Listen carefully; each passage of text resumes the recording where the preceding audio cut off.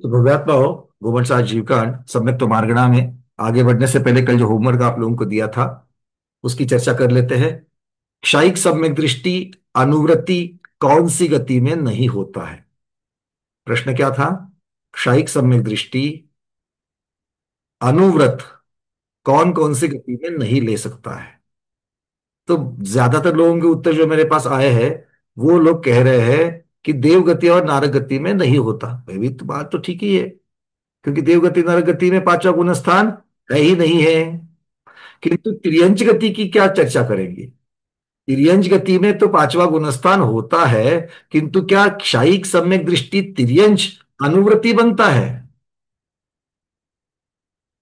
हाँ, तो यहां पर बहुत सारे लोगों ने अलग अलग उत्तर दिए हैं। हाँ, आपके हाथ मुझे बता रहे हैं, बहुत सारे लोग ना भी कह रहे हैं। उत्तर है कि नियम से नहीं होता। उत्तर है क्षायिक सम्यक दृष्टि तिर्यंच नियम से अनुवृत्ति नहीं होता। क्यों नहीं होता? क्यों? क्योंकि तिर्यंच कर्म भूमि या तिर्यंच जो है वो क्षपना कर सकता है क्या दर्शन मोहिनी कर्म की? कल हमने देखा नहीं। मतलब कर्म भूमि के तिर्यंचों में तो क्षयिक सम्यक दृष्टि होने की बात ही नहीं है। क्लियर? ये सबको मान्य है? मान्य। अब ऐसा तिर्यंच पहले तिर्यंच की आयु बांधे अगले भव की, उसके बाद मतलब कोई मनुष्य पहले अगले भव की तिर्यंच आयु बांधे और बाद में क्षयिक सम्यक दृष्टि बन जाए, तो वो नियम से कहा जाएगा भोग भूमिया, मतलब वो भोग भूमिया तिर्यंच होगा। तो क्षयिक सम्यक दृष्टि हमें कहां पर मिलेंगे तिर्यंच गति में? सिर्फ और सिर्फ भोग भूमि में मिलेंगे। कर्म भूमि में कभी नहीं मिलेंगे। कहां मिलेंगे? सिर्फ और सिर्फ भोग भूमि में। और भोग भूमि में पांचवा गुण स्थान होता है क्या? नहीं होता है। तो एक मनुष्य ही ऐसी गति है जहां पर क्षयिक सम्यक दृष्टि अनुव्रत को ग्रहण करते हैं। ठीक है? और यहां तक की बातें तो सबको क्लियर है। अब अल्प बहुत्व की अपेक्षा से एक सूक्ष्म बात को भी ध्यान रखना हमेशा। मनुष्य गति में भी क्षयिक सम्यक दृष्टि बहुत विरले होते हैं, बहुत कम होते हैं कि जो अनुव्रत को धारण करते हैं। क्षयिक सम्यक दृष्टि ज्यादातर सीधे दीक्षा लेकर के बुधिराज बन जाते हैं। भाई क्लियर है सबको बात? हाँ, क्योंकि क्षयिक सम्यक दृष्टि सम्यक ज्ञानी चतुर्थ गुण स्थानवर्ती भी है, तो भी वो सीधे ज्यादातर, ऐसा नहीं कि नियम है, किंतु ज्यादातर अल्प बहुत्व की अपेक्षा से ज्यादातर है। ठीक है, बात समझ में आ गई? तो बहुत, एक तो तिर्यंच गति में होते ही नहीं, तिर्यंच नारक और देवगति में नहीं होते हैं, और मनुष्यों में भी जो होते हैं वो बहुत कम होते हैं। ठीक है, अब हैंड रेज निकाल देना। आगे बढ़ते हैं अगले प्रकरण की तरफ। कल के किसी की जिनके प्रश्न थे आज तो उनके हाथ अपनी परंपरा के अनुसार नहीं दिख रहे हैं, है ना? रात गई बात गई। कल प्रश्न थे भैया, आज नहीं है। कोई बात नहीं, अगर आज नहीं है तो आगे बढ़ते। एक हाथ तो है ऊपर मानिक दीदी का। मानिक दीदी पूछिए। हाँ भैया जी, कल लास्ट में जो चार्ट दिखाया था ना, नौकशा और वो मुझे कुछ समझ में नहीं है। आज उसी से तय हम लोग तय चर्चा शुरू कर रहे हैं। एक मिनट। ये गुणस्थान प्ररूपणा में इसको हमने चर्चा की थी। ठीक है, और भी बात मतलब, चलो ये पहले इसको समझाता हूं फिर हम अगली बात करेंगे।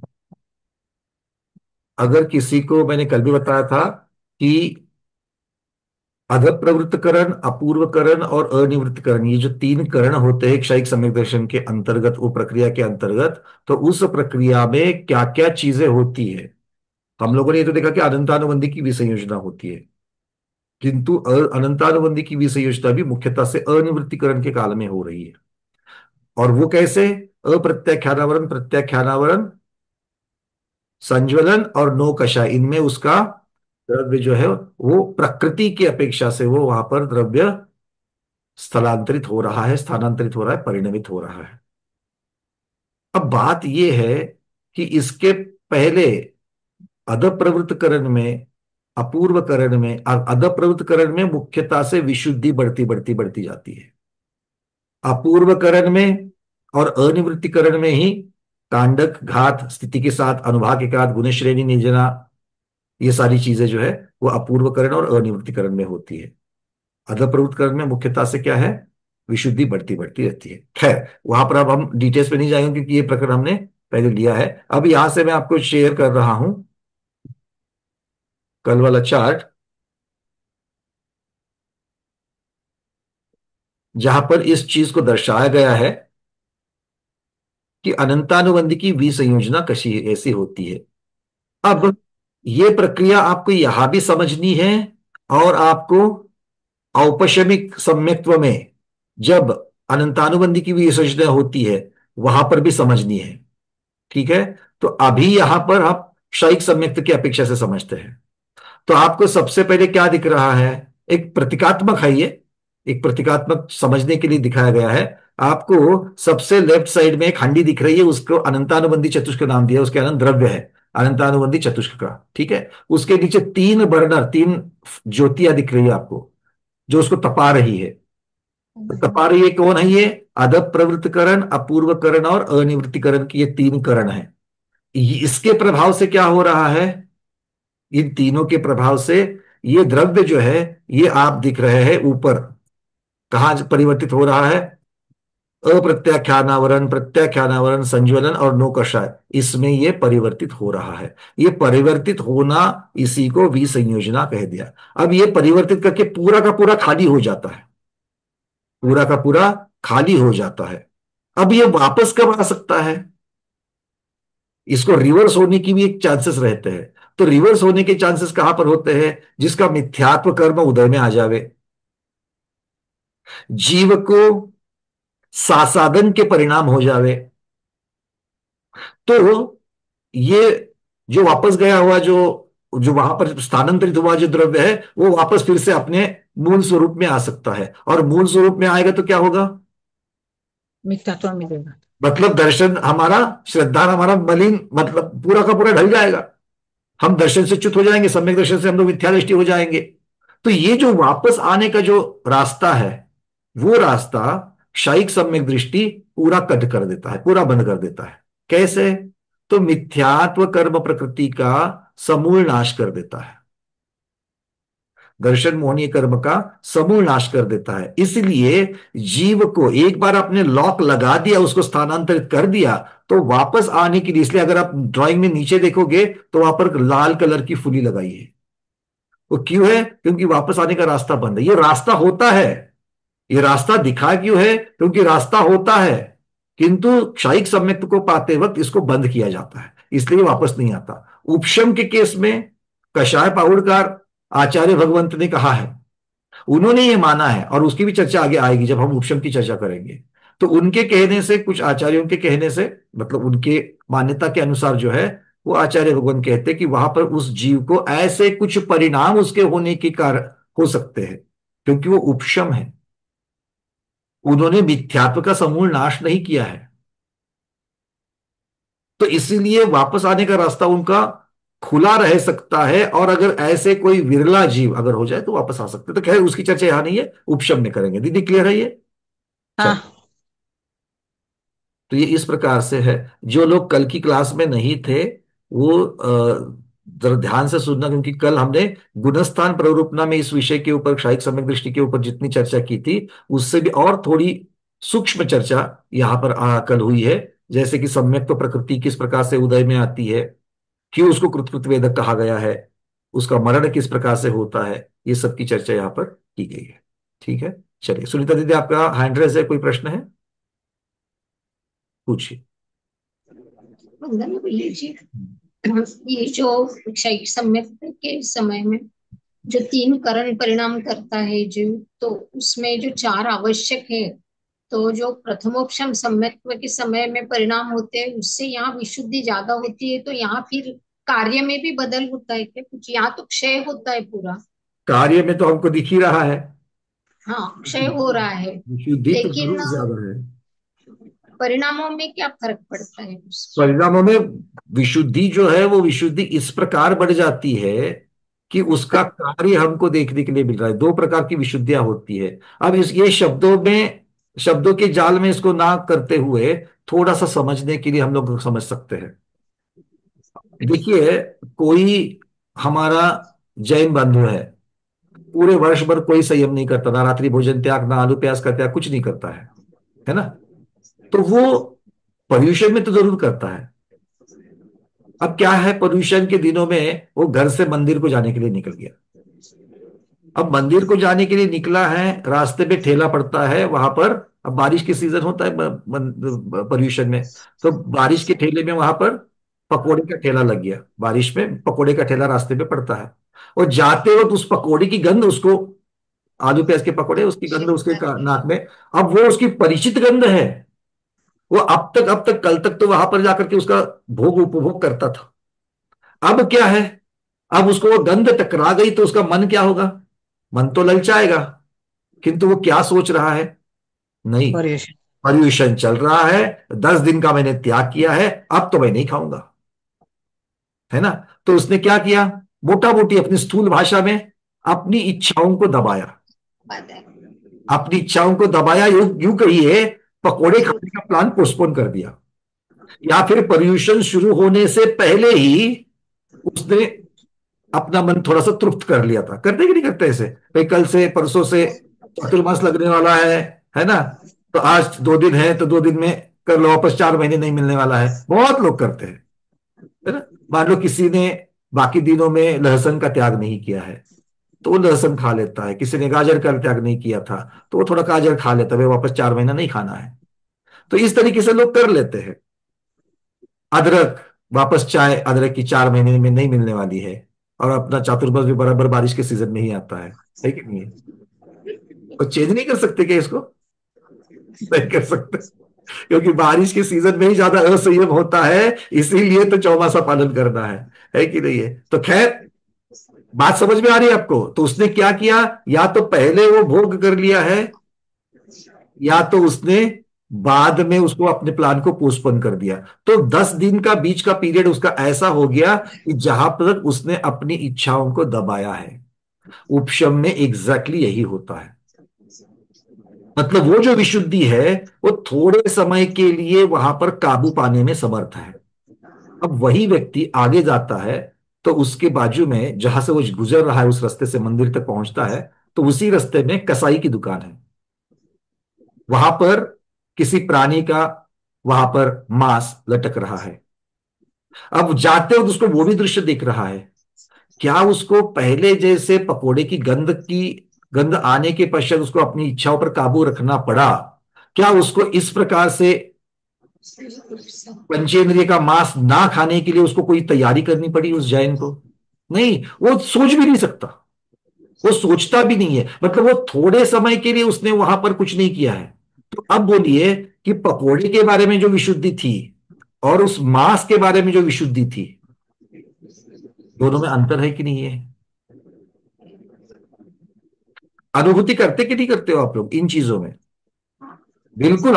आप भाषा में, बोली भाषा में सेंसिटिविटी कहो या आप कुछ भी कहिए, संस्कार कहो, कुछ भी कहो, मुख्यता से उस विषय का संपूर्ण त्याग, उसको भोगने की इच्छा ही नहीं हो रही है वहां पर। इसीलिए वो उस इच्छा का क्षय हो चुका है। किसी भी हालत में, किसी भी प्रसंग में वो उस मांस को खाने का सोच नहीं सकता है। खाने की बात तो दूर, सोच भी नहीं सकता। ये एक क्षय, और एक क्षय करने के लिए उसको विशुद्धि कितनी चाहिए? क्या ये सब लोग कर सकते हैं? जब कसाई की दुकान खुली, इसका मतलब ग्राहक तो कोई ना कोई है ही उसके लिए। तो उसको छोड़ करके क्या दूसरे व्यक्ति के उस प्रकार के भाव हुए? क्या उसने वो क्षय हो चुका है? क्या उसकी वो विशुद्धि है? नहीं है। इस प्रकार से हम उपशम में होने वाली विशुद्धि और क्षय के लिए लगने वाली विशुद्धि, उपशम के लिए लगने वाली विशुद्धि और क्षय के लिए लगने वाली विशुद्धि, इन दोनों का फर्क है। और इसीलिए तो आचार्य भगवान कहते हैं कि अकेले क्षयिक सम्यक्त को प्राप्त करना ये क्षपक श्रेणी पर आरोहण करने के लिए पात्रता नहीं हो सकती। ध्यान से सुनना, अकेले क्षयिक सम्यक्त्व ये क्षपक श्रेणी पर आरोहण करने के लिए पात्रता नहीं हो सकती है। वज्र वृषभ नाराज सहनन, अगली आयु का बंध नहीं होना, और उसके साथ साथ में विशुद्धि भी उतनी होनी चाहिए कि वो कर्मों का क्षय कर सके। ऐसा नहीं कि दो दरवाजे खुले हुए हैं, इस रास्ते पर जाएंगे तो उपशम श्रेणी है, इस रास्ते जैसे है ना, वो ऊपर क्या कहते हैं आप, सीता नाले के यहां से 2 रास्ते हैं। एक रास्ता जाता है स्वर्णभद्र टोंक को डायरेक्टली जाता है, दूसरा चोपड़ा कुंड होते हुए गणधर स्वामी की टोंक तक जाता है। तो दो रास्ते हैं, तो यहां भी दो रास्ते, ऐसा कोई दो रास्ता नहीं दिखता है। जीव किस प्रकार के भाव कर करके विशुद्धि को प्राप्त करता है, कितनी तगड़ी विशुद्धि कर रहा है, उसके ऊपर से क्या वो उपशम करने के योग्य है कि क्षय करने के लिए योग्य है, ये बात वहां समझती है। और उसकी अपेक्षा से वो श्रेणी डिसाइड होती है, मतलब वो श्रेणी उसको कही जाती है। तो उसको उस श्रेणी का नाम देना ये कार्य है, और वैसे परिणाम होना ये कारण है। जब तक क्षय के योग्य परिणाम नहीं होते तब तक उसको क्षपक श्रेणी नहीं कहेंगे। क्लियर है? इसलिए क्षयिक सम्यक दृष्टि बहुत बार उपशम श्रेणी भी आरोहण करता है, क्योंकि उसके क्षय करने की अभी तक विशुद्धि नहीं हुई है। क्योंकि उसकी विशुद्धि किसकी अपेक्षा से है? दर्शन मोहनी की। और श्रेणी में किसका करना है बंदोबस्त आपको? चारित्र।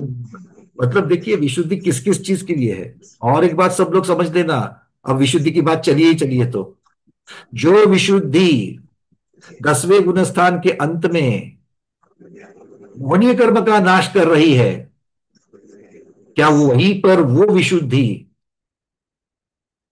अंतराय कर्म, दर्शनावरण, ज्ञानावरण का भी नाश कर रही है 10वें गुणस्थान के अंत में? क्यों?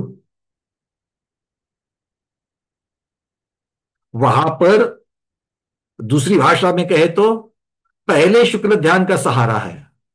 10वें गुणस्थान के अंत में पहले शुक्ल ध्यान का सहारा है, और 12वें गुणस्थान में जहां पर ये बाकी घाती कर्मों का नाश हो रहा है वहां पर दूसरे शुक्ल ध्यान का सहारा है। तो ये पहला शुक्ल ध्यान, दूसरा शुक्ल ध्यान, ये क्या है? ये विशुद्धि के बढ़ने का माप है। ये कहीं होता नहीं मार्केट में, ये एक पहली क्वालिटी, ये पहला, ये दूसरा, तीसरा। और दूसरे से घाती कर्म का नाश होता है, किंतु योग निरोध नहीं होता।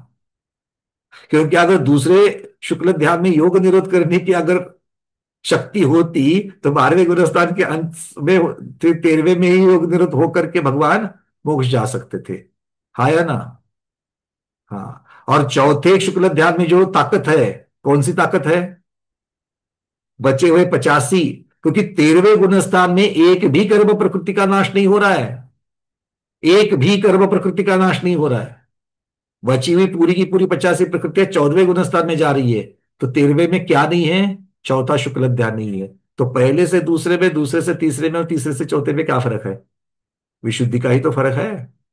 और ये विशुद्धि कैसे प्राप्त करते हैं उसके अपने अपने सब, फिर आचार्य भगवान ने इतना सारा तो कह करके लिख करके रखा ही है ना? संक्रमण, बिना संक्रमण। चलिए बहुत बढ़िया, बातें समझ में आ रही है सबको? दीदी आपके प्रश्न का उत्तर मिल गया, और एक है, पूछिए जल्दी से। यही बात चार आवश्यकों में भी लगानी है क्या? श्रेणी के जो चार आवश्यक बताए नहीं नहीं, अधप्रवृत्तकरण और उनके, चार इनमें तो आवश्यक जो, फर्क पड़ता है। चार आवश्यक जो है ये मुख्यतः से उसकी योग्यता और क्रिया, ये दोनों की अपेक्षा से कही गई है। चार आवश्यक। अब मान लो किसी को इंजीनियरिंग करनी है, तो इंजीनियरिंग करते वक्त क्या वो एक साधारण तरीके से स्टडी करके चलेगा? उसको इंजीनियरिंग में और मेडिकल में स्टडी करने की पद्धत, ये 10वीं 12वीं में जिस प्रकार से हम लोग स्टडी करते हैं, उसकी उसकी से थोड़ा सा ये भी सूक्ष्म विषय समझ लो, बड़े लौकिक शिक्षण का है। 10वीं 12वीं में सिलेबस की टेक्स्ट बुक दी है, उसको हम लोगों ने रट रट करके वहां पर एग्जाम में लिखा, और 99 क्या 100% भी रिजल्ट लगता है।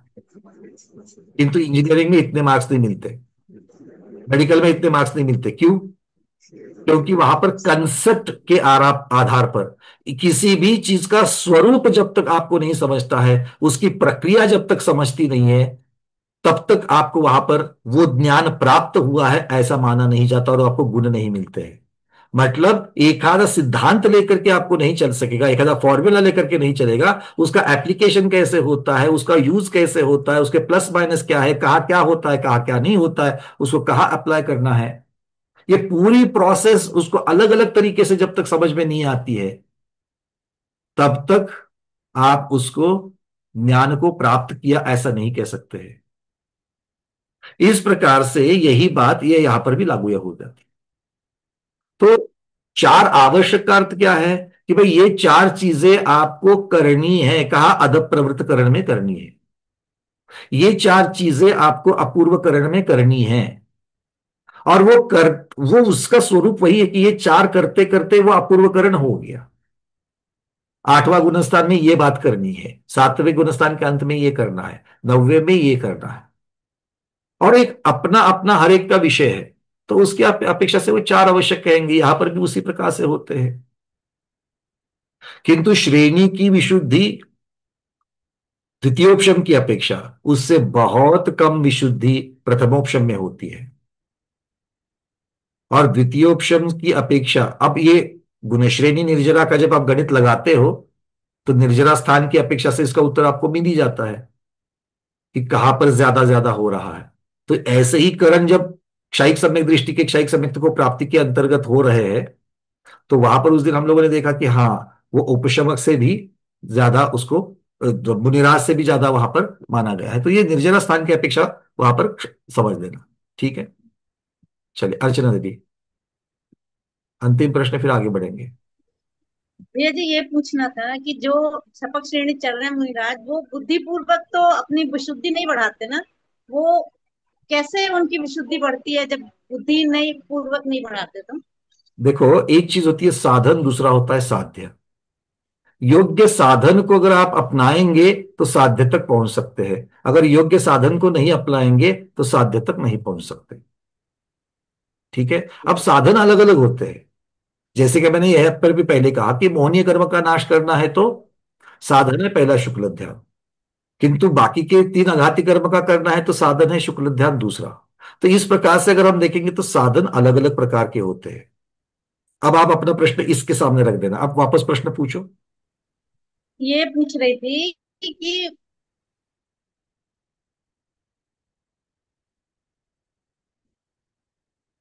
आवाज शायद नेट। जो शपथ श्रेणी चढ़ते हैं ना, वो क्रिया कैसी होती है? बुद्धि तो नहीं लगती उनकी कहीं? अब भाई वही कह रहा हूं कि ये प्रश्न जो है उसके साथ में रख दो आप। अब ये विशुद्धि जो होती है, अब ये विशुद्धि क्षय की अपेक्षा से, क्योंकि उपशम श्रेणी के लिए भी वही शुक्ल ध्यान है और शपथ श्रेणी के लिए भी वही शुक्ल ध्यान है, उसके लिए अलग अलग शुक्ल ध्यान नहीं है। किंतु उस शुक्ल ध्यान के अंतर्गत जिस हाँ। प्रकार से आपकी विशुद्धि बढ़ेगी, जिस प्रकार से आपका चिंतन हुआ, क्योंकि फाइनली आप क्या कर रहे हो, ध्यान कर रहे हो। ध्यान कर रहे हो मतलब चिंतन कर रहे हो, एकाग्र हो रहे हो। तो एकाग्र होते हुए, एकाग्र का होना मतलब क्या है, अशुभ को छोड़ करके आप शुभ में आ गए हो, और अब शुभ को भी छोड़ने के प्रयास चल रहे हैं। मतलब जो चिंतन चल रहा है उस चिंतन से आप बिल्कुल भी प्रभावित नहीं हो रहे हो, इसकी शुरुआत होती है। दो चीजों को ध्यान में रखना, आप जब किसी भी चीज का ध्यान करते हो, संसार में भी जब ध्यान करते हो, आपको अगर कुछ दिन पहले हुए जो अहमदाबाद लंदन फ्लाइट का अगर हादसा याद आ जाए तो क्या हो रहा है, आप प्रभावित होते कि नहीं होते हैं? जरूर होते हैं। हमें थोड़े समय के लिए आर्त ध्यान हो जाता है, फिर उसमें से अगर मान लो कोई संभलता है और वहां पर उसके निमित्त से कर्म सिद्धांत का चिंतन कर रहा है, अकाल मरण आदि का चिंतन कर रहा है, तो वो धर्म ध्यान में पहुंच गया। किंतु हम प्रभावित होते हैं, तो आप अर्थ ध्यान में अशुभ के साथ में थे, धर्म ध्यान में आप शुभ के साथ हो, आपने अशुभ को छोड़ करके शुभ का साथ ले लिया, वो राइट। साधन वहां पर हो गया। किंतु आगे, ये तो सामान्य में हमारे यहाँ पर चौथे पांचवें छठे सातवें गुणस्थान में ये सब हो रहा है। ऊपर जब चढ़ना, श्रेणी में जब चढ़ना है, तो आपको इससे प्रभावित होना बंद करना है। मतलब अगर मान लो आप किसी गति मार्गना का वहां पर अगर चिंतन आपका चल रहा है, जीव द्रव्य का आप वहां पर चिंतन कर रहे हो और जीव की पर्याय का चिंतन कर रहे हो, तो जीव की पर्याय में आपको नारक गति की आपकी चर्चा चल रही है, कहां पर, दिमाग में। तो नारक पर्याय का जो आप चिंतन कर रहे हो, तो आपको नारक पर्याय का चिंतन करते वक्त आप वहां के दुख की, वहां की पीड़ा का आप चिंतन कर रहे हो, तो उस पीड़ा से आपको प्रभावित नहीं होना है। अगर आप प्रभावित होंगे तो फिर आपका ध्यान अलग हो जाएगा, आप नीचे भी, मतलब मतलब अनुभव कर लेंगे तो प्रभावित हो गए ना? अनुभव करना मतलब क्या है कि खुद को उसके साथ लगा करके प्रभावित हो जाना। ये हाँ। प्रभावित होने वाली जो बात है, अनुभव तो वीतराग भगवान भी तो अनुभव अपने आत्मा का कर रहे हैं, तो अनुभव करने के लिए नहीं कर रहे, अनुभव तो करना है किंतु प्रभावित नहीं होना है। शुभ और अशुभ दोनों से प्रभावित नहीं होना है, ये वीतरागता की ओर बढ़ने का लक्षण है, और वो विशुद्धि है। बहुत बड़ी बात है। क्योंकि राग द्वेष की जो मंदता है, राग द्वेष की मदद, क्योंकि राग जो है वो तो अप्रशस्त भी है और प्रशस्त भी है। अप्रशस्त है तो आप अशुभ में हो, प्रशस्त हो तो आप शुभ में हो। हम लोग, आप और हम 24 घंटे में वही तो कर रहे हैं, अप्रशस्त प्रशस्त, अप्रशस्त प्रशस्त। ज्यादा से ज्यादा हम अप्रशस्त से निकल करके प्रशस्त में रहना चाह रहे हैं, बट है कि नहीं राग? जी। इस राग की मंदता कहां पर हुई? सातवें गुणस्थान के स्वस्थान में संज्वरण की कक्षाएं बंद हो गई। और आपने कल देखा होगा, कल परसों की क्लास में, कि वहां पर ये जो हजारों बार जो गमन छठे सातवें में कहा और स्टेबिलाईजेशन की बात जो हो गई, उसके बाद में सातिशय में जा रहे हैं। इसका अर्थ क्या हो रहा है? इसका अर्थ ये कि उस विशुद्धि के साथ में आपको बरकरार रहना है, उस अप्रभावित वाली अवस्था के साथ आपको वहां पर रहना है। और जब अप्रभावित वाली अवस्था के साथ आप सस्टेन कर रहे हो, तो उसका कार्य आपको दिखना शुरू हो जाएगा। जैसे कि मान लो, पुराने जमाने में मिट्टी के चूल्हे होते थे, उसमें लकड़ी डाली जाती थी। तो लकड़ी शुरुआत में डाली है, उसको आग अग्नि जलाने के बाद में ऐसा नहीं कि बिल्कुल एक साथ जलती थी, कि हो सकता है कभी कुछ गीली लकड़ी हो, कुछ कुछ हो, किंतु वो आग लगना और बरकरार रखना, तब जाकर के ऊपर दाल चावल पकेंगे। तो वो जो बरकरार रहना है ना, वो बहुत महत्वपूर्ण है। उसके लिए चंचलता कम होनी चाहिए और नष्ट होनी चाहिए। तो जैसे जैसे आपकी चंचलता कम हो रही है और नष्ट हो रही है, आप ऊपर ऊपर चढ़ रहे हैं, वही तो विशुद्धि है। जी भैया। और बिल्कुल विशुद्धि की पीछे मैंने जैसे पहले कहा था, फिर से एक बार याद रखना, कि जो विशुद्धि मोहनीय कर्म का नाश करने के लिए है, क्योंकि विशुद्धि तो सात्विक के अंतर आधा प्रवृत्त कर्म में भी है। सही। इस समय अनंत अनंत गुना विशुद्धि हो रही है, अपूर्व कर्म में तो उससे भी और अनंत अनंत गुना हो रही है। किंतु आठवें गुणस्थान में और सातवें गुणस्थान के अंत में देखेंगे तो श्रेणी वाला कोई काम नहीं हो रहा है। श्रेणी वाला काम आठवें में हो रहा है। आठवें में भी अगर देखेंगे तो मोहनीय कर्म का नाश नहीं हो रहा है। नौवे में प्रक्रिया शुरू हो रही है, बट वहां पर पूर्ण नहीं हो रही है। मतलब विशुद्धि तो सब जगह पर है, पर वो विशुद्धि अपना अपना कार्य करने के लिए मर्यादित है। तो जो विशुद्धि मोहनीय, बढ़ते बढ़ते बढ़ते मोहनीय कर्म का नाश करा रही है, वो विशुद्धि बाकी तीन घाती कर्म का नाश करने में सक्षम नहीं है। और जो विशुद्धि तीन घाती कर्म का नाश करने में सक्षम है, वो योग निरोध करने के लिए नहीं है। योग निरोध करने में जो है, वो हाँ, अंतिम। शुक्ल अंतिम शुक्ल। से विशुद्धि ये कोई एक चीज नहीं है कि बटन लगाया और विशुद्धि, और 100% विशुद्धि नहीं, ऐसा नहीं है। ये अलग अलग तरीके से विशुद्धि है। विशुद्धि श्रद्धान के बारे में, विशुद्धि किसके बारे में? चारित्र के बारे में, और विशुद्धि ज्ञान के बारे में। अगर हम 10वें गुणस्थान के बाद 12वें गुणस्थान में चारित्र संबंधी संपूर्ण 100% विशुद्धि है कि नहीं आपके पास? चारित्र 12वें गुणस्थान में मोहनीय कर्म का तो लवलेश भी नहीं है, एक एक कण में नहीं है वहां पर। इसका मतलब है मोहनीय कर्म की अपेक्षा से विशुद्धि पूरी 100% हो गई, किंतु अभी भी छद्मस्त हो 12वें गुणस्थान में। ज्ञान की अपेक्षा विशुद्धि है।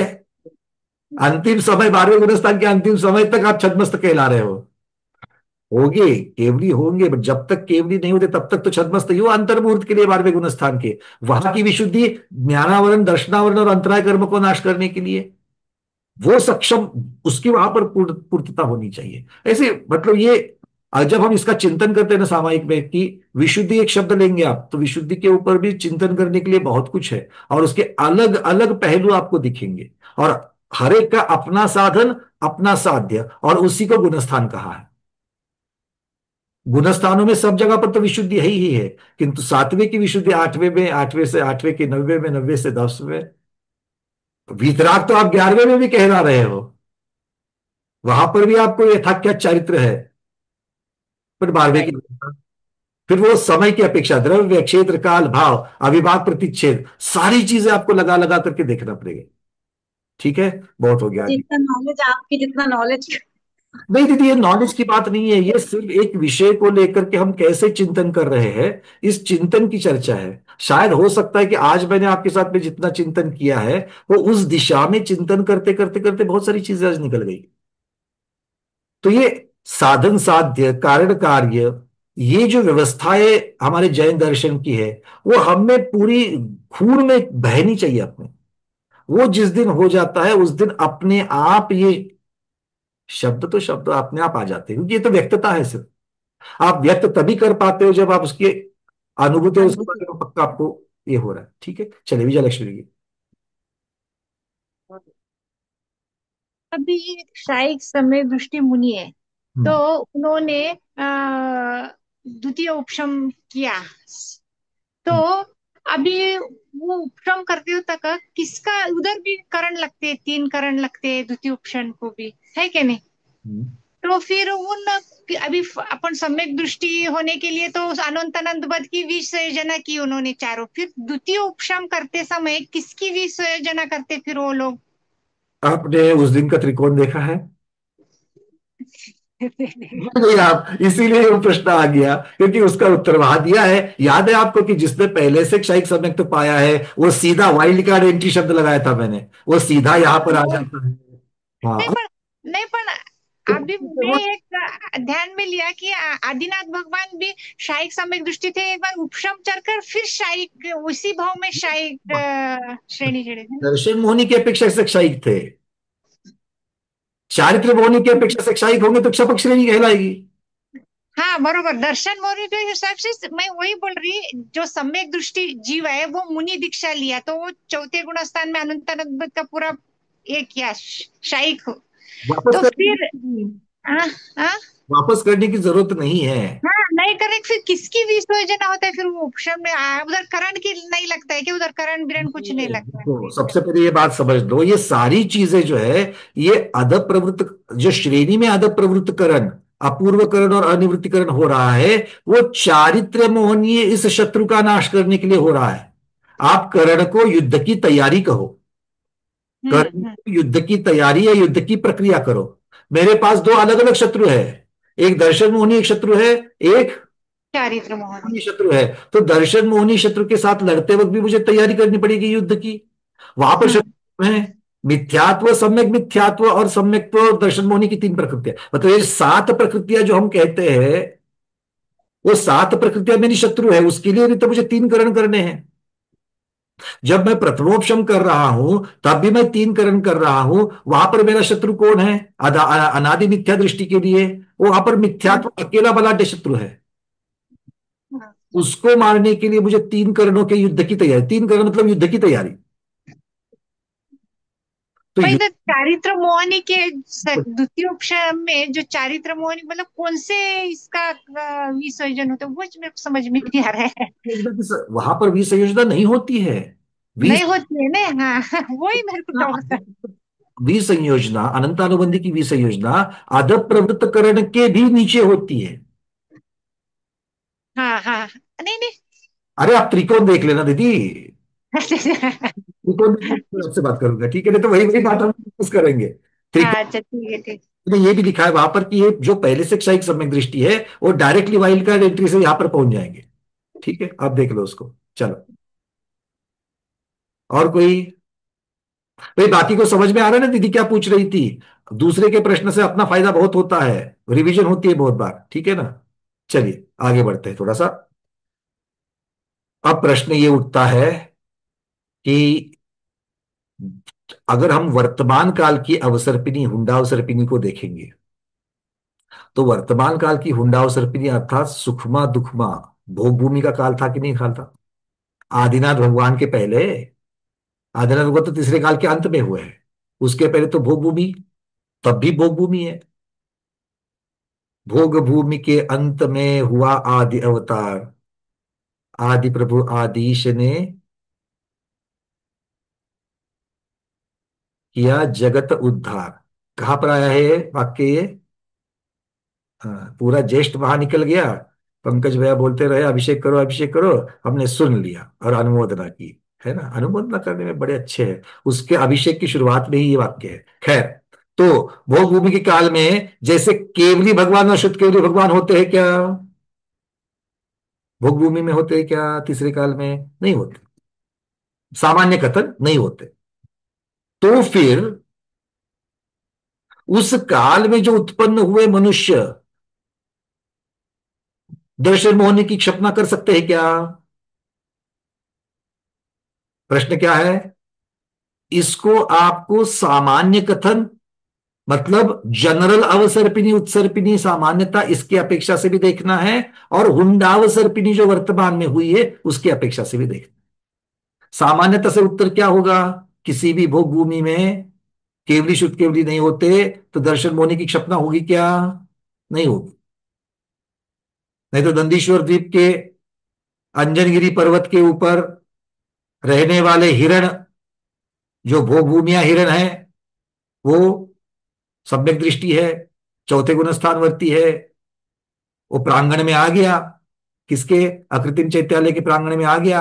और वो अगर वो बोलेगा मैं भगवान को मानने वाला हूं, मैं सम्यक दृष्टि हूं, अकृत्रिम चैत्यालय का क्षेत्र भी है, अरे आप सम्यक क्षेत्र की बात करते हो, मैं तो साक्षात अकृत्रिम चैत्यालय के प्रांगण में खड़ा हूं, मैं भी क्षायिक सम्यक दृष्टि बन जाऊंगा। नहीं होगा।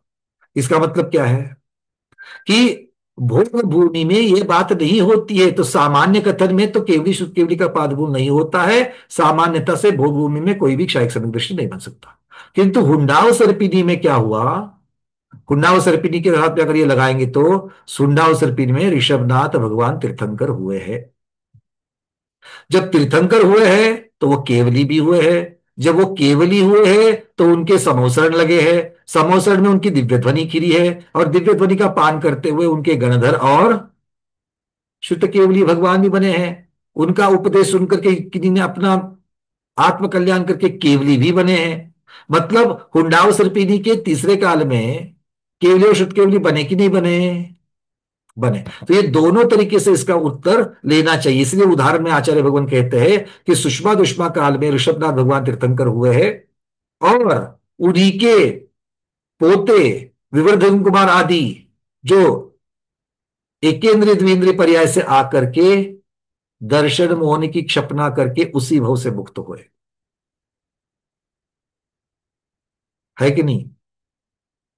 अगर एकेंद्रिय द्विंद्रिय जहां से भी आए हैं वो इंद्रगोप कीड़े के बाद की पर्याय को धारण करके आ गए, तो क्षायिक सम्यक दृष्टि तो थे नहीं, क्योंकि क्षायिक सम्यक दृष्टि दो इंद्रिय में नहीं होता। मतलब जब विवर्धन कुमार बने तो उस पर्याय में उनको क्षायिक सम्यक दृष्टि बनना पड़ेगा कि नहीं बनना पड़ेगा? उसके बिना क्षपक श्रेणी नहीं, उसके बिना केवल ज्ञान नहीं, उसके बिना मोक्ष नहीं। मतलब सीधा सीधा उदाहरण है। और किनके सामने हुए होंगे? चूंकि वहां पर तीर्थंकर और केवली शुद्ध केवली थे, उसकी अपेक्षा से उनको कहा गया है। ठीक है। तो जो स्वयं तीर्थंकर होने वाले हैं, या जो स्वयं तीर्थंकर है, वो दर्शन मोहनीय कर्म की क्षपना स्वयं प्रारंभ करते हैं, उन्हें दूसरे के पादमूल की जरूरत नहीं है। क्योंकि विवर्धन कुमार का तो भाई बात समझ में आती है कि उनके पहले आदिनाथ भगवान तीर्थंकर हुए, इसलिए केवली शुद्ध केवली हुए। जब तक प्रथम केवली नहीं होंगे तब तक केवली और शुद्ध केवली कैसे होंगे? धर्म की प्रभावना ही नहीं होगी, धर्म की धारा ही नहीं बहेगी। तो यहां पर प्रश्न ये उठता है फिर सबसे पहले, अगर तीर्थंकर जैसे आगे चल करके कृष्ण नारायण अभी तो नरक में है, किंतु तीर्थंकर प्रकृति का बंध है और क्षायोपशमिक सम्यक दृष्टि है, उनको भी कभी तो बाहर निकल करके नरक में तो क्षायिक सम्यक दृष्टि बनने से रहे, तो आगे जब मनुष्य गति में आएंगे और यथायोग्य काल उनको जो प्राप्त होगा, तब वो भी क्षायिक सम्यक्त को प्राप्त करेंगे। तो क्या उनको भी किसी केवली और शुद्ध केवली का पादमूल ढूंढना पड़ेगा? आचार्य कहते हैं नहीं, उनका स्वयं का तीर्थंकर प्रकृति का जो सत्व है, वो तीर्थंकर प्रकृति का सत्व ही वहां पर अतिशय या उस विशुद्धि के लिए बाह्य निमित्त बनता है। तो इस प्रकार से आचार्य भगवान कहते हैं।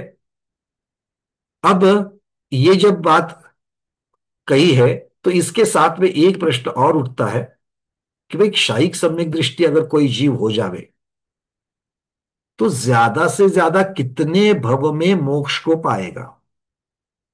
ज्यादा से ज्यादा कितने समय में आप बिल्कुल पता है, आप सब लोग ऐसे घोट चोट करके स्वाध्याय को बैठे हैं क्योंकि अच्छी तरीके से आपने स्वाध्याय किया है, ठीक है ना। किंतु हमारे साथ में नए वाले भी तो बंधु भगिनी है, तो उनके लिए भी तो बात करनी पड़ेगी।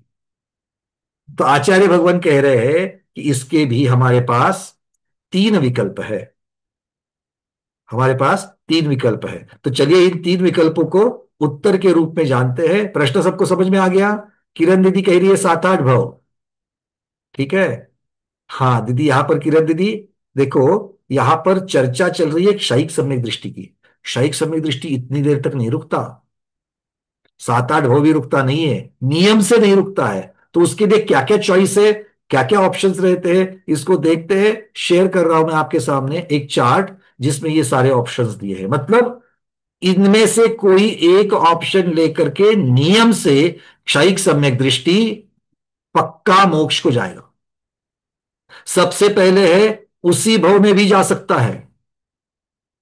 विवर्धन कुमार दादी का उत्तर है क्षयिक सम्यक दृष्टि बने और उसी भव से मोक्ष हो गए। तो क्षयिक सम्यक दृष्टि कम से कम कितने भव में मोक्ष जा सकता है, उसी भव में जा सकता है। तो उसको पहला पहला भव कहते हैं। जो करंट वर्तमान का भव है वो हमेशा पहला भव कहा जाता है या एक भव कहा जाता है। तो उसी भव में वो मुक्त होंगे, ये कम से कम हो गया। अच्छा, दूसरा क्या चॉइस है, बोले 3 भव में भी मुक्त हो सकते हैं। 3 भव में मुक्त हो सकते हैं कैसे, अब है तो क्षयिक सम्यक दृष्टि, अगर बद्धायुष्क नहीं है, मतलब कोई भी आयु बांधने से पहले या देव आयु बांधने के बाद अगर ये क्षयिक सम्यक दृष्टि बने हैं तो नियम से कहा जाएंगे, देव में जाएंगे।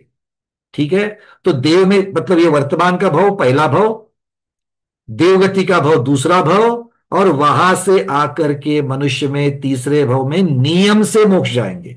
नियम से, उससे ज्यादा है ही नहीं संसार। नियम बोल रहे आचार्य भगवान, अकाट्य नियम। ठीक है, अच्छा, उसके बाद में दूसरा ले लो। अब एक गति की तो बात कर ली, देवगति अगर बद्धायुष्क है तो। अगर नरक गति बद्धायुष्क है, अगर नरक गति बद्धायुष्क है तो उसके लिए भी 3 भव में जा सकता है। कैसे, नरक गति बांधी है, क्षयिक सम्यक दृष्टि बना है, यह वर्तमान भव एक, वहां से नरक में जाएगा, दूसरा भव कहा जाएगा नरक में, नियम से पहले नरक में जाएगा क्योंकि सम्यक्त्व के साथ जा रहा है, तो नियम से पहले नरक से आगे नहीं जाएगा। ठीक है, बहुत ज्यादा उत्कृष्ट वाली आयु को नहीं लेगा। तो इस प्रकार से नरक में जाकर के फिर दूसरा भव हो गया, तीसरा भव आएगा मनुष्य में, नियम से तीसरे भव में। जैसे देव में जाकर के तीसरे भव में मुक्त हुआ, वैसे ही नरक से भी आकर के तीसरे भव में नियम से मुक्त होगा। 2 गति के बद्धायुष्क हो गए, अब बची 2 गतियां। मान लो कोई जीव मनुष्य गति या तिर्यंज गति को बांध करके फिर क्षयिक सम्यक दृष्टि बने, तो उसके पास ऑप्शन क्या है, एक ही बचता है, क्योंकि ऐसा जीव नियम से कहा जाएगा भोग भूमि में जाएगा, क्योंकि पहले से आयु बांधी है देव मनुष्य और तिर्यंश की। तो वहां जब जाएगा तो वर्तमान भव क्षयिक सम्यक दृष्टि जिसमें पाया वो पहला भव, दूसरा भव भोग भूमि का, और चूंकि क्षयिक सम्यक दृष्टि है, नियम से पहले या दूसरे स्वर्ग में जाएगा, वहां से उसके ऊपर नहीं जाता, नियम से पहले या दूसरे स्वर्ग में जाएगा। मतलब ये देवगति का तीसरा भव हो गया, और वहां से आकर के मनुष्य में चौथे भव में नियम से मुक्त होगा। मतलब क्षयिक सम्यक दृष्टि के पास 3 ही ऑप्शंस होते हैं मोक्ष जाने के, 3 ही पॉसिबिलिटीज है। एक उसी भव से जावे, या तो तीसरे भव में जावे, या तो चौथे भव में जाए। क्लियर, इससे ज्यादा क्षयिक सम्यक दृष्टि का कोई भी संसार नहीं है। तो क्षयिक सम्यक दर्शन पाने के लिए कौन कौन तैयार है, हाथ तो ऊपर आ गए। और ऐसा मत सोचना कि उसके लिए दीक्षा लेनी पड़ती है, श्रीनिक महाराज ने सिद्ध कर दिया है, और आगम में तो कहा ही है चौथे गुणस्थान में, अरे अनुव्रत नहीं है तो भी क्षयिक सम्यक दृष्टि बन सकते हो।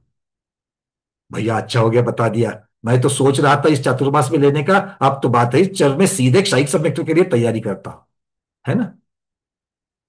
नहीं, इस काल में भाई, काल की भी तो मर्यादा है कि नहीं है। हाँ, तो इस काल में जो मिल रहा है और जो ज्यादातर हमको लेना हमारे कल्याणकारी है, उसको ले लो, एक को छोड़ करके दूसरे के पीछे मत भागो। ठीक है, जब समय आएगा, अब तो हमारे लिए समय, आपके और हमारे लिए समय क्षयिक सम्यक्त का कब है, यहां से अगला भाव तो देवगति का है, देवगति में तो क्षयिक सम्यक्त नहीं है, वहां पर तो हम प्रस्थापना नहीं कर सकते। तो वहां से जब नीचे उतरेंगे, या तो भरत में उतरो, हम लोगों का नसीब बहुत अच्छा है, आयु इतनी बांधना, कम से कम 84,000 से ज्यादा वाली आयु बांधना। आयु देवगति की बांधो तो 84,000 वर्ष से ज्यादा वाली बांधना। ठीक है, हाँ, क्यों? क्योंकि तभी जाकर के आयु पूर्ण करेंगे देव की, और नीचे उतरेंगे तो भरत और ऐरावत में तीर्थंकर भगवान होंगे। और इसीलिए सिर्फ महापद्म भगवान का नाम, हम क्या है ना, महापद्म महापद्म भगवान बोलते रहते हैं। अरे महापद्म भगवान तो ये जम्बू द्वीप के भरत क्षेत्र के आगामी काल के पहले तीर्थंकर है। ऐसे जम्बू द्वीप के ऐरावत में भी होने वाले हैं, है ना। 5 भरत 5 ऐरावत में होने वाले हैं। तो 10 तीर्थंकरों के पहले पहले होने वाले 10 तीर्थंकरों के नाम तो याद होने चाहिए। अरे नाम ही मालूम नहीं है तो उनका घर मतलब समोसड़ में जाकर के कहां से क्षाइक समय दृष्टि बनोगे? जानना पड़ेगा कि नहीं पड़ेगा? कितने लोगों को नाम याद है 10 तीर्थंकरों के जो पहले होने वाले हैं? 10 तीर्थंकरों के, मीनाक्षी दीदी, 10 तीर्थंकर में से महापद्म भगवान को छोड़ करके और कोई जानते हैं? हाँ, तो हमको जानना पड़ेगा, हाँ या ना। पहचान बढ़ाओ उनकी। कैसे पहचान बढ़ाओगे? इनके भी पंच कल्याणक होने वाले, क्योंकि भरत रावत वाले तो पांचों कल्याणक होंगे। वो भी पंचमुष्टि लोच करेंगे, उनका भी जन्माभिषेक होगा, उनके भी माता पिता के आंगन में रतन की वर्षा होगी। हर रोज देखना प्रारंभ करो ताकि उनके साथ में आपके संबंध बन जावे। बात समझ में आ रही है? ये अतिशयोक्ति नहीं है मैं जो कह रहा हूं उसको। क्योंकि हम जिस चीज को हम लोग बार बार बार बार भावना भाएंगे उसी के साथ जुड़ जाएंगे। इसका सबसे बड़ा आगम का उदाहरण सिद्ध हुआ है। कौन सा? भरत चक्रवर्ती और बाहुबली भगवान, अनंत वीर्य भगवान, ऋषभसेन भगवान, ये सब आदिनाथ भगवान के पुत्र हुए। भरत, बाहुबली, ऋषभसेन, अनंत वीर्य, ये सब हुए कि नहीं हुए? हुए। क्या ये एक जन्म का है? ये कब के जन्म से? जंगल में आहार दिया था, अनुमोदना दी थी, वहां से एक साथ जुड़ चुके हैं। तो अनुमोदना जिस चीज की दी, उस एक चीज के साथ, एक क्रिया के साथ सब लोग जुड़े कि नहीं जुड़े? और जुड़े तो ऐसे जुड़े कि बाद में एक साथ बन करके आ गए। और सबका फायदा हुआ कि नहीं हुआ? कोई कामदेव हुआ है, कोई चक्रवर्ती हुआ है, तीर्थंकर के पुत्र तो सभी है ही है। कोई प्रथम गणधर बने हैं, कोई प्रथम मोक्षगामी बने हैं। हाँ, शिष्य ऐसा होना चाहिए। कैसा होना चाहिए? अनंत वीर्य भगवान की जैसा होना चाहिए। अरे तीर्थंकर में आदिनाथ भगवान तीर्थंकर पहले होंगे, पहले केवल ज्ञान हुआ होगा, किंतु उनका उपदेश पा करके अनंत वीर्य भगवान शिष्य हुए कि नहीं भगवान के, आदिनाथ भगवान के? तो गुरु से उपदेश पा करके उसी मार्ग पर चलकर गुरु से पहले कल्याण कर लिया। बात समझ में आ रही कि नहीं आ रही है? बस ऐसे शिष्य होने चाहिए। आगे बढ़ते हैं। सबको क्षायिक सम्यक तो समझ में आ गई बात? काफी चर्चा हो गई क्षायिक सम्यक तो की। अब चलते हैं थोड़ा सा आगे। अब चर्चा आएगी अगली गाथा हम लोग देख लेते हैं। पहले मैं यहां से तैयारी कर लूं गाथा को दिखाने की। चलिए अब क्षायक सम्यक्त की चलते हैं, जिसको वेदक सम्यक्त भी कहा गया है। ये बड़ी मैं थोड़ा सा भूल गया था, गुणस्थान प्ररूपणा के भी कुछ गाथा को देख रहा था, मैं वेदक सम्यक दृष्टि की गाथा को देख रहा था, क्योंकि कल जो शब्द आ गया कम्मक खवन हेतु, ये शब्द आया था कि नहीं आया था? कम्मक खवन हेतु और नित्य नित्यम, ये शब्द आए थे। ये दोनों शब्दों से क्षायिक सम्यक्त का सम्मान आचार्य भगवान ने यहां पर किया है। तो जब जाकर के गुणस्थान प्ररूपणा में देखा तो वेदक सम्यक्त्व को भी आचार्य भगवान इसी प्रकार से 25 नंबर की गाथा में कह रहे हैं। मैं 25 नंबर की गाथा इसी ग्रंथ की कह रहा हूं। यहां पर आप लोगों के लिए बोल देता हूं मैं, मतलब किस प्रकार से संबंध रहता है देखो।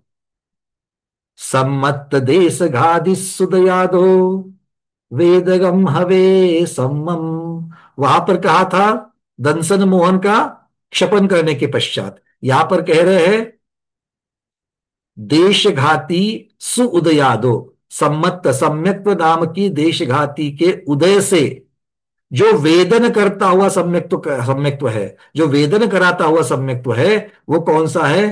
क्षायोपशमिक सम्यक्त्व है। और वो कैसा है?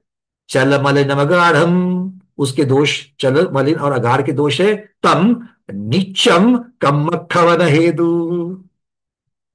तो वेदक सम्यक्त्व को भी सिद्धांत चक्रवर्ती महाराज नित्य कह रहे हैं और कम्मखवन वेदु कह रहे हैं। क्या बात है भाई? शाइक सम्यक्त्व को भी वही कहा। शाइक सम्यक्त्व की नित्यता तो समझ में आती है, किंतु ये क्षायोपशमी की कैसे आती है? तब आचार्य भगवान कहते हैं कि वेदक सम्यक्त्व या क्षायिक सम्यक्त्व की जो उत्कृष्ट स्थिति है वो 66 सागर की कही गई है। और 66 सागर का काल बहुत बड़ा होता है, और इसीलिए उसको उपचार से, उस अपेक्षा से नित्य कहा गया है। और कम्मक हेतु, बिल्कुल कम्मक हेतु है। किसका कवन हेतु है? मोहनीय कर्म के क्षय का हेतु है। मोहनीय कर्म के क्षय का हेतु है। क्योंकि जब तक, क्या औपशमिक सम्यक्त्व से उठ करके कोई जीव क्षायिक सम्यक दृष्टि बन सकता है क्या? नहीं। क्षायोपशमिक सम्यक्त्व से ही क्षायिक सम्यक दृष्टि बन सकता है। मतलब आपको पहले क्षायोपशमिक सम्यक दृष्टि होना पड़ेगा, फिर जाकर के आप दर्शन मोह की क्षपना कर सकते हो। जैसे दर्शन क्षायिक सम्यक्त्व ये शपक श्रेणी में चारित्र मोहनीय कर्म का क्षय करने का या घाती कर्म आघाती कर्मों का नाश करने का हेतु है, कारणभूत है, वैसे ही दर्शन मोह की क्षपना करने का हेतु कौन है? दर्शन मोहनीय कर्म की क्षपना करने का हेतु क्षायोपशमिक सम्यक दृष्ट है। और इसीलिए क्षायोपशमिक सम्यक्त्व को भी कम्मक खवन हेतु कहा है। बात समझ में आ रही है? हाँ, ये पुरानी गाथा है। उस पुरानी गाथा के साथ में इस गाथा का हमने संबंध लगा दिया। अब जो आने वाली गाथा है, गाथा क्रमांक 649, उसको हम लोग देख लेते हैं। यहां से मैं गाथा आपके लिए शेयर कर रहा हूं।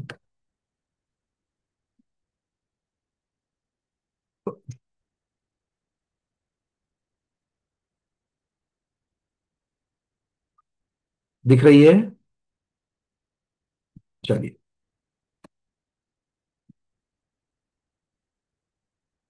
दंसन मोहुदया दो उपजई जंपयत सदहणम चल मलिनम गाढ़म तम वेदय सम्मतमिधि जाने।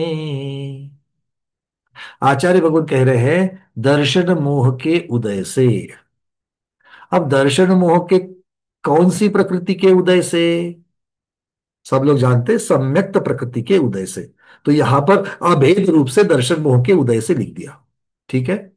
और वहां पर पहली गाथा में, 25 नंबर की गाथा में स्पष्टता से सम्यक्त प्रकृति के उदय से कह दिया था। बात एक ही है, एक भेद रूप कथन है, एक अभेद रूप कथन है। उपजई, जो उत्पन्न होता है, पयत्त सदहनम, क्या उत्पन्न होता है? पदार्थों का श्रद्धान उत्पन्न होता है। किंतु वो पदार्थों का श्रद्धान कैसे है? तो चल मलिनम गाढ़म, ये चल मलिन और गाढ़ नाम के तीन दोषों के साथ है। मतलब दर्शन मोहनीय कर्म की सम्यक्त प्रकृति के उदय से चल मलिन अगाढ़ रूप पदार्थों का जो श्रद्धान होता है, वो क्या है?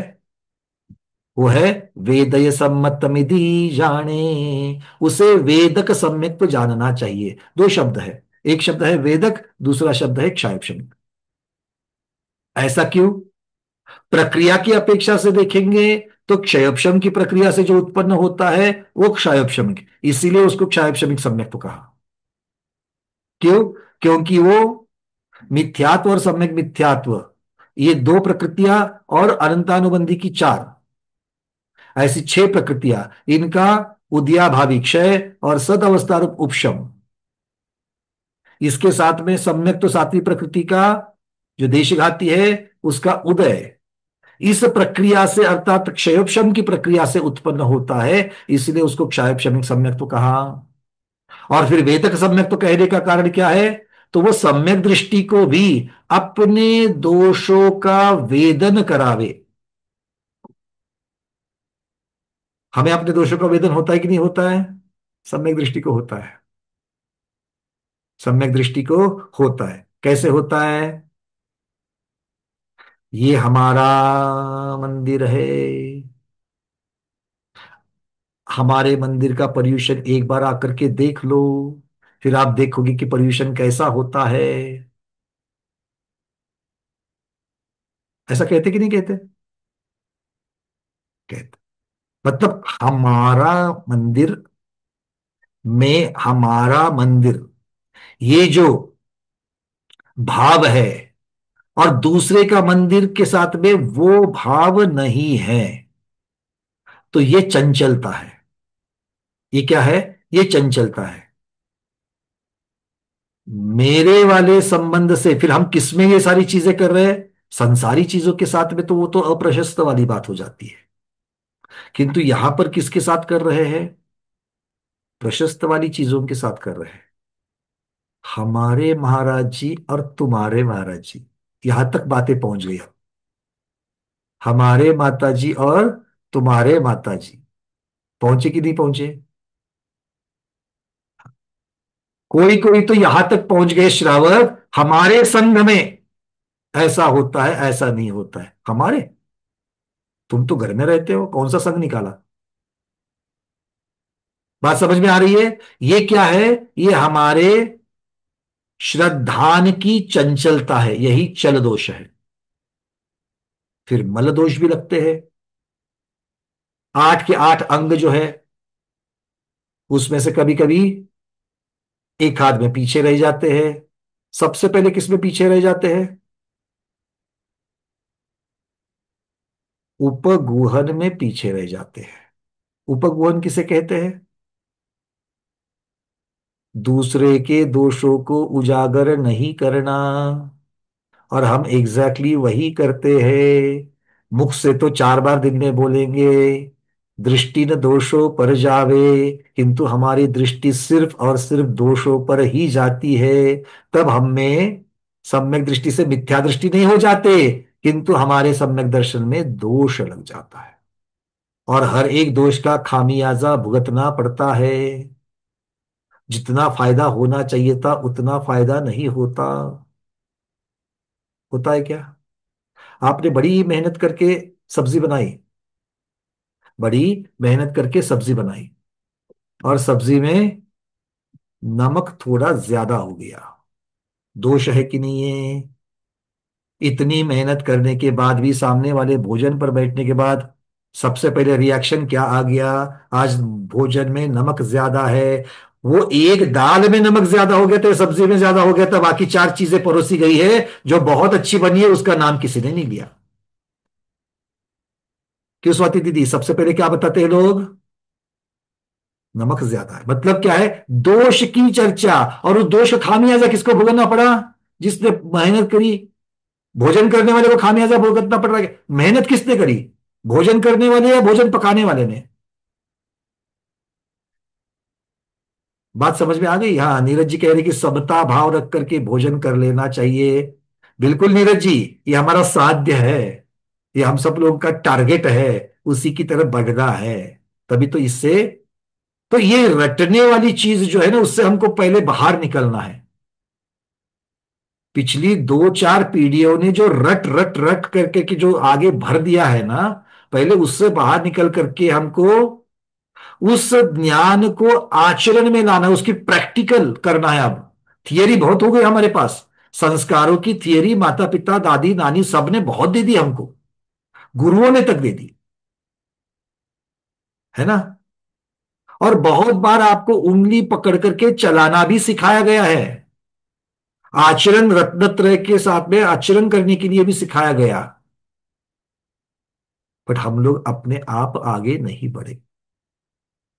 थोड़ा सुनने में वही वही बातें लगती है, बट वो जरूरी है। क्यों मीनाक्षी दीदी? जरूरी है कि नहीं है? बार बार सुनी हुई है, फिर भी जरूरी है, क्योंकि हम लोग हर रोज भूल रहे हैं। आचार्य भगवान यहां पर कह रहे हैं मल, मल दोष। और फिर आता है अगाढ़ दोष। आगार दोष का अर्थ क्या होता है? हमारा श्रद्धान कंपायमान हो जाता है, हमारा श्रद्धान दृढ़ नहीं रहता है। सब लोगों को वृद्ध के हाथ की लाठी दिख रही है क्योंकि हमने वो रटा हुआ है। हमें अगाढ़ दोष कहते ही हाथ की लाठी ये दिखती ही दिखती है। उसके आगे जाकर के फिर भी हम लोग वो मानते ही मानते हैं। क्या मानते हैं? शांति कराने वाले शांतिनाथ भगवान, संकट हरने वाले पार्श्वनाथ। देखो आप सब लोग पार्श्वनाथ कह रहे, क्यों? विमलनाथ भगवान संकट नहीं हरते? नमीनाथ भगवान का संकट हरने का त्याग है? हाँ, क्या उनके कल्याणकों में कोई कमी रह गई थी? एकाध कलश कम ढाला क्या सौधर्मेंद्र महाराज ने? नहीं। क्या 1008 1000 नेत्र करने में एक हाथ नेत्र कम कर लिया था विमलनाथ भगवान के समय? नहीं। पंचमुष्टि लोच की जगह पर 4 मुष्टि लोच तो नहीं किया भगवान ने?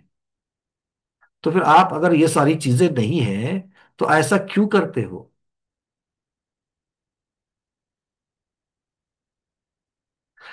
एक एक तीर्थंकर भगवान की स्तुति मुझे एक दिन ऐसा जब मैं कह रहा था तो शिविर में सामने से उठ करके उसने मुझे चैलेंज कर दिया। उस व्यक्ति ने मुझे बोला, भगवान फिर मुनियों के आवश्यकों में स्तवन और वंदना दोनों को रखा है। एक में चतुर्विंश तीर्थंकर भगवान की वंदना अभेद रूप से करने के लिए कही है और एक में एक एक तीर्थंकर को लेकर के कही है। ऐसा क्यों? मतलब वो जब एक एक भगवान की जब आप स्तुति करते हो तो आप भेद करते हुए स्तुति करते हो, या वही वही वही वही चीजें एक को कहीं पर प्रधान कर दिया, कहीं को गौण कर दिया, एक को प्रधान कर दिया, एक को गौण कर दिया? मतलब अगर किसी के जन्म कल्याणक का वर्णन कर रहे हो तो किसी के दीक्षा कल्याणक का वर्णन कर रहे हो। राजुलमती को छोड़ करके नेमिनाथ भगवान गिरनार चले गए, ये स्वयंभू स्तोत्र में जो पंक्तियां आती है इस आशय की, तो उनके वैराग्य की चर्चा होती है। तो क्या अकेले नेमिनाथ भगवान को वैराग्य हुआ था? सुमतिनाथ भगवान को वैराग्य नहीं हुआ था? बोलो। तो आप स्तोत्र का अर्थ ऐसे निकालोगे?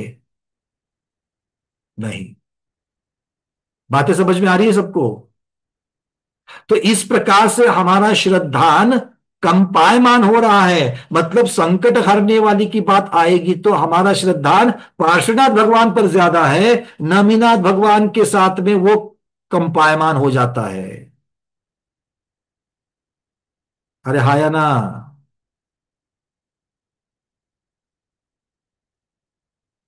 अपने इष्ट को ही होना, इसमें कोई बुराई नहीं है। इष्ट एक को जब प्रदान करते तो वो हमारे इष्ट बन जाते हैं, पर 24 के 24 मेरे इष्ट है। कितने लोग हैं जिनको मालूम है कि नवग्रह अर्श निवारक सिर्फ 9 तीर्थंकर नहीं होते, 24 के 24 तीर्थंकरों को आगम का प्रमाण है कि नवग्रह का अरिष्ट निवारण करने वाले 24 तीर्थंकर होते हैं। और इसीलिए शांति सागर धाम सम्यक शिखर में जाकर के देखना, वो भी नवग्रह अरिष्ट निवारक तीर्थ ही है। वहां पर 24 तीर्थंकरों की स्थापना की गई है और अजितनाथ भगवान को मुख्य वेदी पर खड़ा किया है क्योंकि वो समय शिखर से इस काल में जाने वाले प्रथम तीर्थंकर है कि नहीं है? हाँ। फिर भी फिर भी अगर मान लो किसी को शनि ग्रह की बाधा है और वो सबसे पहले क्या करेगा? मुनि सूरतनाथ भगवान के जाप पे देगा, चालीसा बोलेगा। बिल्कुल सही बात है, आपने प्रदान कर दिया उनको, आगम के अनुसार आपने उनको प्रदान कर दिया। पर अगर मैं शनिवार के दिन शीतलनाथ भगवान की चालीसा पूजा जाप्य करूं तो क्या मेरी बाधा निवारण नहीं होगी क्या? क्यों? क्योंकि हम स्वाध्यायी है। आगम ये कहता है कि हमें इनके, ये हमारे साधन है, जाप्य चालीसा ये साधन है, इनसे मुझे अपनी विशुद्धि बढ़ानी है, अपने आर्त ध्यान से दूर होना है। क्योंकि संकट जब आते तो आर्त ध्यान होता है और चालीसा और जाप्य करने से आर्त ध्यान से दूर हो जाते हैं। तो आर्त ध्यान से जब दूर हो जाते हैं तब हम शुभ में आते हैं, हमारी विशुद्धि बढ़ती है और विशुद्धि की वजह से असाता कर्म और जो अशुभ कर्म का जो उदय है वो ठंडा पड़ जाता है। तो क्या मुनिसुरतनाथ भगवान के नाम लेने से विशुद्धि अलग बढ़ती है और सुमतिनाथ भगवान का, विमलनाथ भगवान का नाम लेने पर अलग बढ़ती है? अलग इसलिए बढ़ती है क्योंकि हम उनमें भेदभाव कर रहे हैं, जानबूझ करके नहीं करते, पर ये हमारा संसार का स्वभाव है। अगर मुझे चार बहनें हैं तो चार बहनों में भी मैं अलग अलग प्रकार की प्रीति रखता हूं, हाँ या ना? अगर एक बहन को तीन भाई है तो वो तीन भाई भी अलग अलग होते हैं। मां कितना भी कहे कि पांचों पुत्र मेरे समान, अगर पांच है तो, आजकल मुश्किल है, बट अगर पांच है तो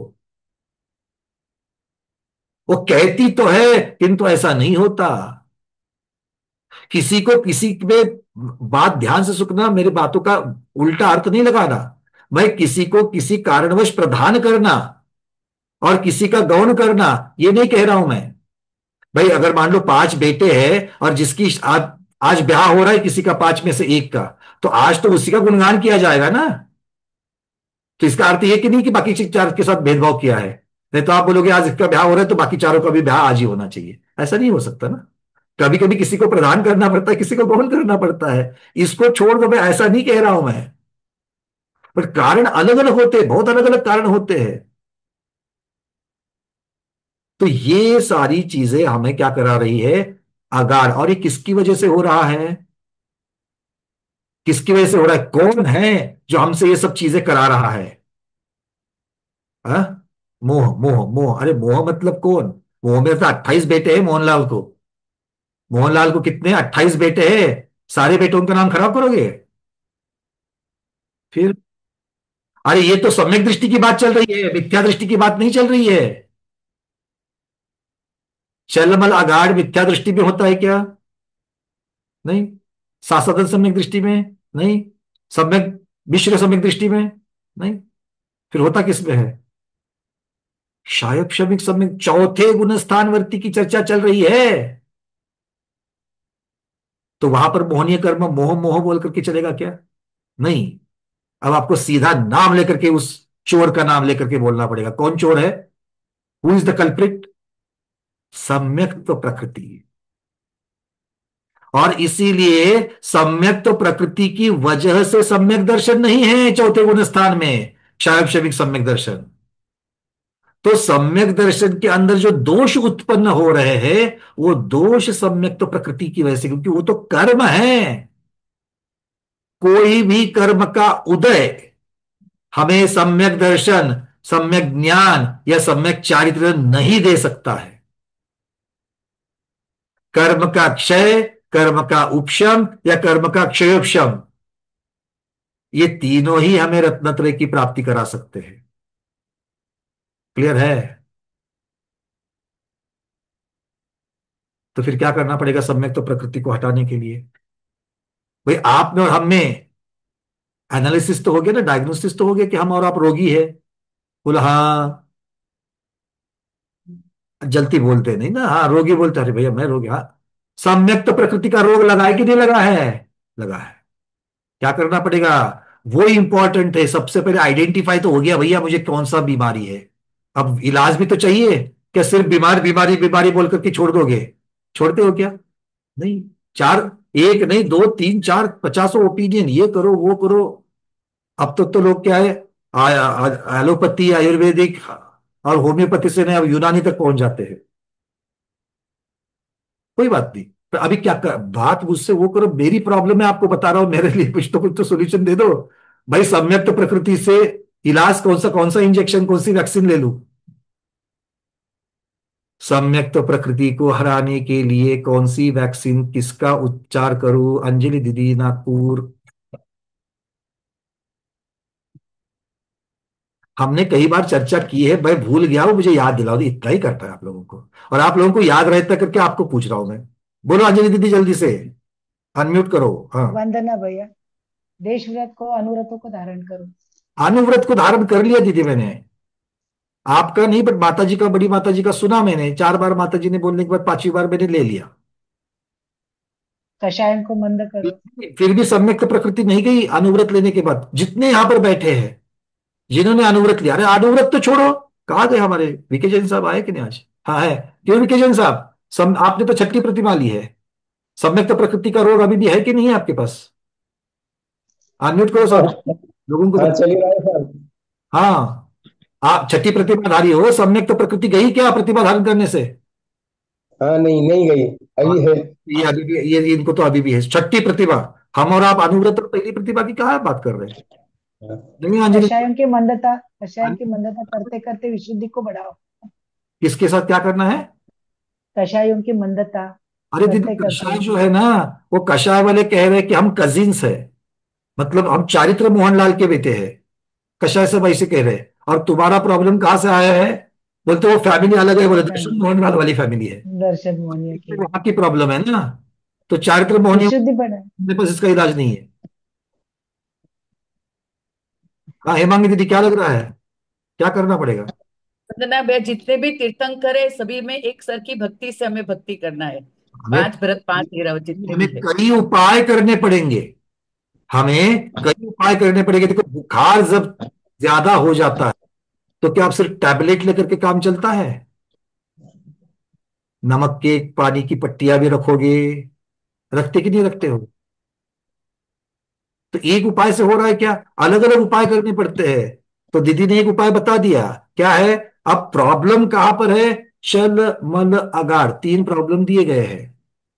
उसमें से आगाढ़ प्रॉब्लम के लिए दीदी कह रही है, जो हम लोगों की ये जो सोच बनी हुई है, शांति के प्रदाता शांतिनाथ भगवान, है ना, तो इससे बाहर आना पड़ेगा, क्योंकि ये हमारा problem है। और इसके लिए हमें हर रोज प्रयास करने चाहिए। क्या प्रयास करने चाहिए? खुद को समझाना पड़ेगा। क्या पड़ेगा? सब तीर्थंकर समान है, और बोल करके नहीं, भक्ति कर करके हमको करना पड़ेगा। और इसीलिए हम सब क्या कर रहे हैं? सभी तीर्थंकरों के कल्याणक बना रहे हैं। बना रहे कि नहीं बना रहे? सभी तीर्थंकरों के मोक्ष कल्याणक लड्डू चढ़ा रहे कि नहीं चढ़ा रहे? चढ़ा स्वाद रहे। में सभी तीर्थंकरों की जय कह रहे कि नहीं कह रहे हैं? हाँ, पर वो हर रोज बोल के ना घिस जाता है। पत्थर रहता है कि नहीं, पत्थर शरीर को साफ करने के लिए, वो शुरुआत में जो रहता है, वो क्या होता है, उससे थोड़ा सा साफ हो जाता है, क्योंकि खुरदुरा रहता है। और बाद में घिस के पूरा मुलायम वही हो जाता है। तो फायदा है क्या? वैसे हमारा मुलायम हो चुका है। हर रोज अढ़ाई दीप संबंधी सर्व तीर्थंकर भगवंतों की जय। ये कैसे आपको समझ में आया कि ये मुलायम हो चुका है, अब काम नहीं कर रहा है? रविवार के दिन जब स्वाध्याय क्लास को छुट्टी होती है, क्या हम बोलते हैं ऋषभ सेनादि इंद्रभूति पर्यंत सब गणधर भगवंतों की जय? बोलते हैं क्या? नहीं। उनको याद करते हैं क्या? नहीं। तो बाकी 7 6 दिन किया ना, 7वें दिन नहीं किया। क्यों? इनडायरेक्टली यहां पर बिठा दिया है, वो स्वाध्याय के समय में बोलते हैं। और स्वाध्याय के समय में बिना सोचे अपने आप मुंह में से आ भी जाता है अभी, है कि नहीं है? वो पूरा एक सेट हो गया है। इसीलिए तो दुच्चर्यम वोत्सरामी ये शब्द की तरफ ध्यान ही नहीं जा रहा है। कैसे करने, उंगलियां नहीं फेरनी, वो भैया ने बताया था, अतिचार लगता है, वो याद है, अच्छी बात है। किंतु दुच्चर्यम वोत्सरामी जो मुंह से बोल रहे हैं, वही याद नहीं आ रहा है। क्लियर है? तो रटना नहीं है, प्रैक्टिकल करना है। और प्रैक्टिकल करने के लिए हर रोज एक भगवान की स्तुति करो, हर रोज एक भगवान की, अलग अलग भगवान की पूजा करो। शॉर्टकट में करनी है तो भी एक भगवान की, अलग अलग भगवान की करो। कल श्रेयांसनाथ भगवान की, अच्छा विमलनाथ भगवान की तो अभी अभी मोक्ष कल्याणक हो चुका है। हाँ या ना? हम्म। आज नवीनाथ भगवान की पूजन की होगी, कल्याणक की एक एक दिन उनको। अब कभी कभी क्या है ना, ऐसे तीर्थंकर भी होते कि एक ही दिन 2 कल्याणक है, मतलब 5 कल्याणक की 5 पूजा होने वाली थी, अब दोनों की मिलकर के एक ही हो गई। तो उनकी तो एक एक पूजा भी कम हो गई। तो बीच बीच में भी हम लोग कर सकते कि नहीं कर सकते हैं? बहुत बार इसके ऊपर चर्चा, क्योंकि यही रास्ता है, यही रास्ता है। नव देवताओं की पूजा हर रोज करते हैं, सामुदायिक पूजा। कभी तो अलग अलग निकाल निकाल करके पूजन करो। जिन चैत्य की पूजा कभी अलग से की है, जिन चैत्यालय की अलग से कभी पूजा की है, अरे कभी तो की है विधान में। उसके बाद तो आपके पास अवेलेबल है जिनवानी में। जिनवानी की तो पूजा करते हो, जिन धर्म की पूजा करते हो क्या? क्योंकि पूजा में उनका गुणगान किया जा रहा है, उनका स्वरूप दिखाया जा रहा है। वो स्वरूप मेरे ज्ञान में बढ़ोतरी कर रहा है, जो भूल गया उसको वापस निकाल रहा है। हाँ या ना? चिंता नहीं करना, आज समय पूरा हो गया है। भैया हर रोज तो बोलते समय पूरा हो गया, आज तो आप छोड़ ही नहीं रहे हो, है ना? हाँ, क्योंकि यही तो चलमल अगाड़ सीखने का फायदा है। बाकी तो आपको मैं क्या पढ़ाऊंगा? आप लोग मुझसे पहले स्वाध्याय कर रहे हो, तो नई चीज का आपको क्या दूंगा? तो ये हमें सिर्फ एक मौका है, एक संधि मिली है इस स्वाध्याय के द्वारा, खुद की गलतियों को ढूंढ करके उसका उपाय ढूंढने की, बस यही करना है। ठीक है, अब ज्यादा इसके ऊपर चर्चा नहीं करेंगे। थोड़े में, इतना सब बोलने के बाद भैया बोलते थोड़े में ज्यादा समझ लो करके, है ना? 10 मिनट तो ले लिए पूरे पूरे। कोई बात नहीं, चलो, आपके लिए नहीं, मेरे लिए, मैं बड़ा आलसी हूं और बड़ा भूल जाता हूं। फिर मुझे हर रोज बताना पड़ता है कि ऐसा कर, ऐसा कर, ऐसा कर करके।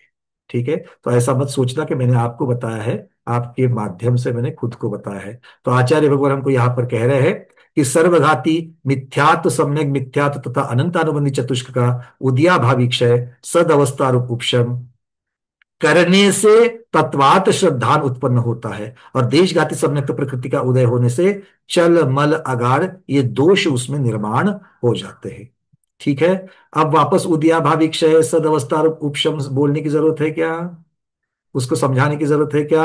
अच्छा, जितने वीडियो खुले हैं वो तो ना कह रहे हैं भाई। जो लोगों के वीडियो खुले नहीं हैं, जो पर्दा नशी हैं, वो आप तक, आपकी बातें मुझ तक पहुंचती नहीं है।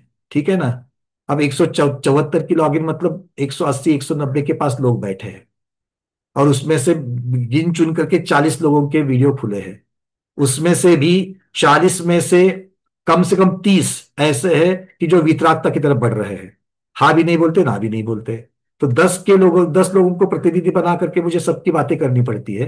तो मैं ये चाहता हूं कि अगर आपको भी ये बातें समझ में नहीं आ रही हो, या किसी शब्द, क्योंकि बहुत से लोग नए नए बैठ रहे हैं, तो अगर सद अवस्था रूप उपशम, क्योंकि क्षय और उपशम दोनों को समझ में आता है, सद अवस्था रूप उपशम, उदयाभावी क्षय, ये समझने में कठिनाई होती है। अगर कठिनाई है तो मैसेज भेजना, यहां पर बिना आपका पर्दा खोले, बिना वीडियो खोले आप हैंड रेस का बटन दबा दोगे तो भी इसकी चर्चा की जा सकती है। आज के स्वाध्याय में इतना ही, क्योंकि इसके बारे में चर्चा पहले बहुत हो चुकी है, इसलिए मैं ज्यादा चर्चा क्षार श्रमिक सम्यक्त के ऊपर नहीं करूंगा।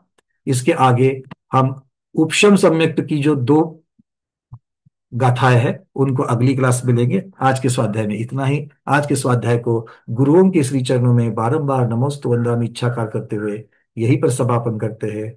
जैनम जयतु शासनम, जैनम जयतु शासनम, जैनम जयतु शासनम।